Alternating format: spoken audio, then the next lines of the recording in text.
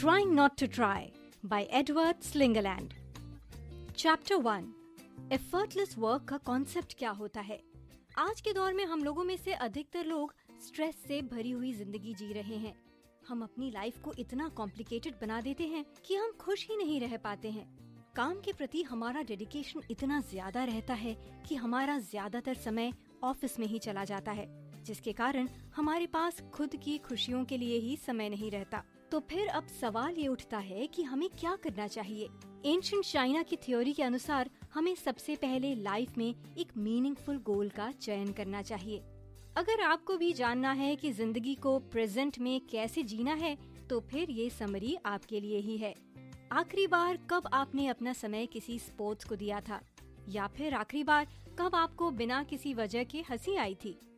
अगर आप इसके बारे में नहीं सोचना चाहते हैं, फिर भी आपको इसके बारे में सोचना चाहिए। चाइनीज फिलोसोफर भी इस बारे में बताते हैं कि इंसान के बॉडी और दिमाग के बीच एक रिश्ता होता है, लेकिन ज्यादातर लोग ये सोचते हैं कि दिमाग थॉट्स के हिसाब से चलता है। इस बारे में चाइनीज फिलोसोफर बताते हैं कि हमें दिमाग और बॉडी को अलग अलग करके नहीं देखना चाहिए। हमें ये कोशिश करनी चाहिए कि हमारा दिमाग और शरीर एक ही दिशा में काम कर सके। इसी के साथ इस किताब को लिखते हुए लेखक एक और चाइनीज फिलॉसफी के ऊपर नजर डालने को कहते हैं। उस फिलॉसफी का नाम है ताओइज्म। इस चाइनीज फिलॉसफी के अनुसार इंसान को अपनी जिंदगी यूनिवर्स के फ्लो के हिसाब से जीनी चाहिए। एग्जाम्पल के तौर पर हम ताओइज्म की तरफ भी देख सकते हैं। ये चाइनीज फिलॉसफी है जो कि यूनिवर्स के नेचुरल फ्लो में जीने और उसका जश्न मनाने में विश्वास रखती है। जुआंगजी में ताओइज्म के फंडामेंटल टेक्स्ट को एक कहानी से बताने की कोशिश की गई है। ये कहानी एक लकड़हारे की है जो कि ऑर्डिनेट बेल स्टैंड बनाने का काम करता था। लकड़हारे की एक आदत हुआ करती थी। वो अपने काम की शुरुआत से पहले 7 दिनों तक भूखा रहा करता था। वो अपने दिमाग को उस पॉइंट तक लाने की कोशिश करता था जब उसे ये एहसास होना ही बंद हो जाता था कि उसका शरीर एग्जिस्ट भी करता है। उस पॉइंट में आने के बाद ही वो जंगल में प्रवेश करता था और उस एक पेड़ की तलाश करता था जिसमें उसे बेल स्टैंड नजर आए। ये कहानी चाइनीज कॉन्सेप्ट वू वेई के एसेंस को बताती है। ये आपको बताती है कि आप खुद में ही कंप्लीट हैं। जब आप खुद को कंप्लीट समझने लगेंगे तो फिर आपको पता चलेगा कि आपका दिमाग और आपकी बॉडी अलग अलग नहीं है। जब आप इस स्टेट ऑफ माइंड से किसी भी काम को करेंगे तो आपको रियल मायने में उस काम की सुंदरता और प्योरिटी का एहसास होगा। इसी के साथ ही साथ आपको ये भी पता चलेगा कि जिंदगी में चीजें काफी आसान भी हो सकती हैं। वो हम ही हैं जो हर चीज को मुश्किल बनाते रहते हैं। चैप्टर 2. एफर्टलेस वर्क के कॉन्सेप्ट से ग्रेट पावर का भी निर्माण होता है। चाइनीज फिलॉसफी में एक टर्म चलता है, उसे डी टर्म कहा जाता है। इसका मतलब होता है पावर, वर्च्यू और करिश्मा। चाइनीज फिलॉसफी बताती है कि जिन लोगों के पास डी कॉन्सेप्ट होता है उनका माइंडसेट ही अलग रहता है। फिलॉसफर बताते हैं कि डी पावर और इन्फ्लुएंस का सोर्स होता है। जब कोई भी लीडर उस स्टेट ऑफ माइंड में पहुंच जाता है तो फिर उसे किसी से भी डर नहीं रहता है। उसे डर क्यों नहीं रहता है? इसके पीछे का रीजन साफ है। इसके पीछे का रीजन है कि जब लीडर उस स्टेट ऑफ माइंड में पहुंच जाता है तब लोग उसे फॉलो करने लगते हैं। इस किताब के लेखक बताते हैं कि भले ही आप एवरेज हों, लेकिन अगर आपके पास ऐसा माइंडसेट है तो फिर आपको लाइफ में कोई भी रोक ही नहीं सकता है। इस तरह का माइंडसेट आपको लीडर के तौर पर खड़ा करता है। अब यहाँ आपके मन में सवाल आ रहा होगा कि हम डी माइंडसेट के लोगों से अट्रैक्ट क्यों होते हैं? इसके पीछे का रीजन यही है कि इस तरह के माइंडसेट के लोगों का दिमाग ही अलग तरह से काम करता है। वो अपने दिल की आवाज को ज्यादा महत्व देते हैं। उनके फैसलों में नेचुरल इंस्टिंक्ट ज्यादा होता है। जब भी किसी के अंदर डी होता है तो फिर आपको उसके फैसलों में स्पॉन्टेनिटी भी नजर आने लगती है। चाइनीज फिलोसोफर मी हाई चीक सेंट मी हाई के अनुसार अगर आपको इस तरह की स्पॉन्टेनिटी चाहिए तो फिर आपको लगातार खुद को चैलेंज करते रहना चाहिए। अगर आप हमेशा खुद को चैलेंज करते रहेंगे तो फिर आप भी पावर के साथ खुद के अंदर बदलाव देख पाएंगे। खुद को बदलने के लिए खुद को ही चैलेंज करना बहुत जरूरी होता है।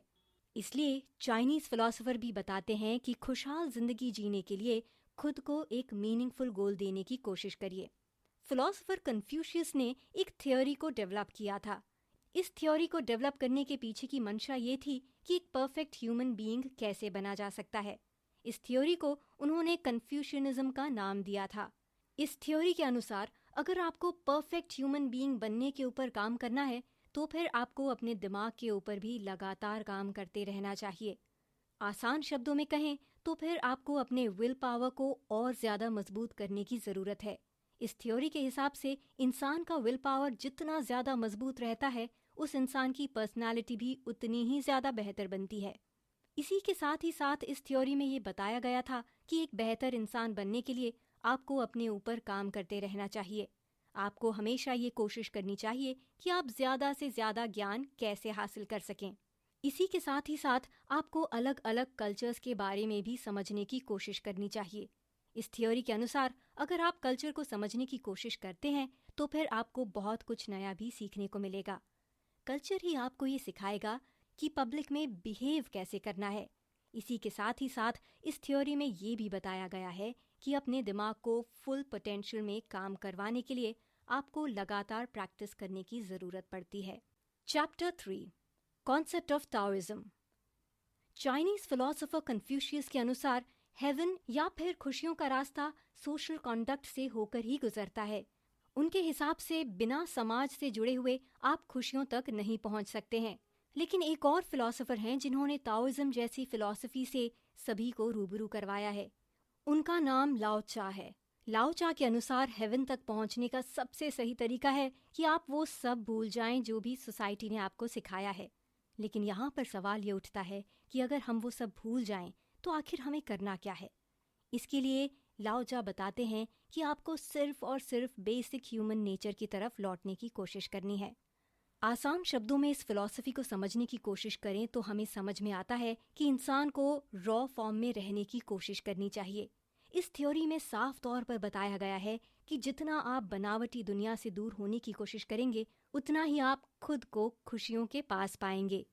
इसको एग्जाम्पल के तौर पर वो समझाने की कोशिश करते हैं कि मान लीजिए कि हमारे पास एक कार है। अभी हम उससे संतुष्ट भी हैं, लेकिन हमारी संतुष्टि तभी तक रहेगी जब तक हमारे पड़ोसी के पास कोई नई कार नहीं आ जाती है। जैसे ही हमारा पड़ोसी नई कार ले लेगा, हमें अपनी पुरानी कार में बहुत सी कमियां नजर आने लगेंगी। ऐसा क्यों होता है? ऐसा इसलिए होता है क्योंकि हम खुद को पता नहीं कौन सी दिखावे की दुनिया में डालने की कोशिश करते रहते हैं। इस फिलॉसफी में साफ तौर पर बता दिया गया है कि इस तरह की जिंदगी को जीने से आपको कभी असली खुशी का एहसास नहीं हो पाएगा। इसलिए लाओ चा कहते हैं कि खुश रहने के लिए हमें अपने अनकॉन्शियस माइंड से ज़्यादा सोचना चाहिए। हमें रिलैक्स करने की कोशिश करनी चाहिए। लाइफ में कई बार सिचुएशन ऐसी होती है जब हमको ज़्यादा सोचने की ज़रूरत नहीं होती है। तब ज़रूरी होता है कि हम वैसी सिचुएशन को पहचान लें और अपने दिमाग को रिलैक्स्ड मोड में डाल दें। अगर हम ऐसा करने में कामयाब होते हैं तो फिर कोई भी सिचुएशन हमारे लिए कठिन नहीं रहेगी। इसी के साथ हमें ये नहीं भूलना चाहिए कि इंसान की ज़िंदगी में जितनी मुश्किलें नहीं होती हैं, उससे ज़्यादा दिक्कतें हम अपने लिए ओवर थिंकिंग से बना लेते हैं।